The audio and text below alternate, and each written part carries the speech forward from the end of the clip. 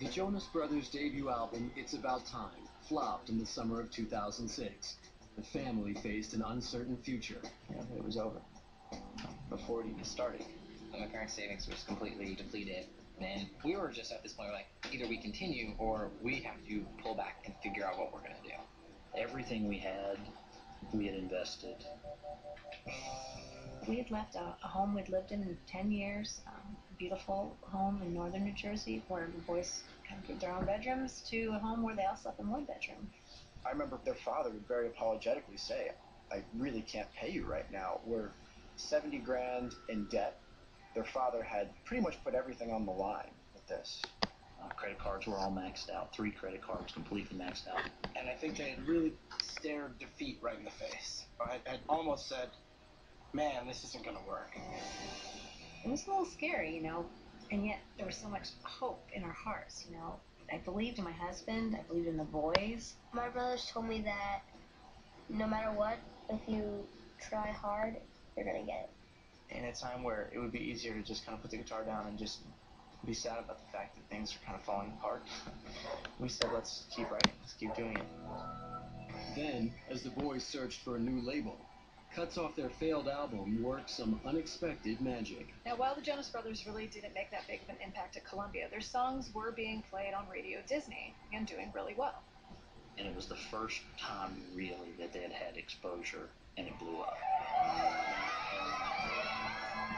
Executives at Hollywood Records, which is a division of Disney Music, thought they could do well for us. Nick, Joe, and Kevin had a pile of new material ready to go. We walked in and met John Lind, who is the head of A&R at Hollywood Records, and we played him these songs. Some of them were written in turmoil. What I heard was 9 or 10 Jonas Brothers executed demos of new material, and I was totally impressed. Oh, I love it. Disney Channel execs called the brothers in for an audition. Joe Jonas decided to surprise everyone and jump up on the conference room table and performed this rock and roll number standing on top of the table.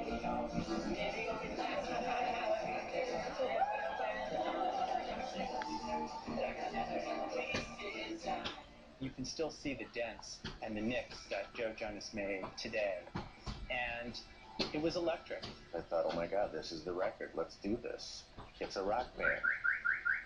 Hollywood Records swooped in and gave them a brand new chance. They were extremely supportive, put the family up in a house and got them a nice place to stay. And the whole vibe of the whole thing was like resurrection. I let them know that I was going to do everything in my power to help them become successful. If you get one shot in the music business, it's pretty much the only shot you get. To get a second shot is very rare, and to have somebody even invest in that is incredible. It just clicked like this is right. They knew how to put us out there in the right direction, that people would get our music and get who we were. It was like getting a new life. It was incredible, really. What do you guys think? The boys worked on some new songs, and in 32 days we'd recorded 15 songs. We were so happy just to be free and do whatever we want. There was no boundaries of what kind of music we could write and record. Guys, we're the Jonas Brothers. Hey guys, what's up with the Jonas Brothers? Hey, we're all Hey, we're the Jonas Brothers. The Disney Channel broke all the rules with us, and it really changed a lot. It really worked, and it was very cool. It gave us an audience, it gave us a platform, and we grew that audience on the road.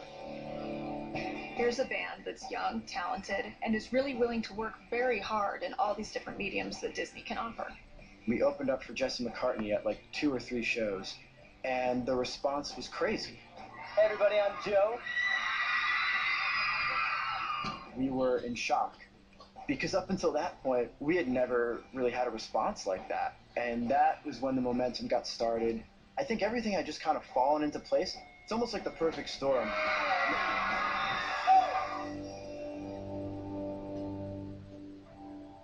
Love was in the air, especially for Kevin. On a trip to the Bahamas in May 2007, he met Danielle DeLisa, a 20-year-old hairstylist from New Jersey. It was my last day on the beach. She walks by me as I would come out of the hotel. Her older sister was like, hey, you want to hang out for the day? We spent the entire day together. By the end of that night, I knew there was something very special about this girl. She never thought she was going to hear from me again, but I called. That's when she knew that I wasn't going to just peace out. And so it was cool. And from there, we continued. But when the Jonas Brothers CD dropped that August, Danielle faced some stiff competition. Tween girls everywhere went berserk.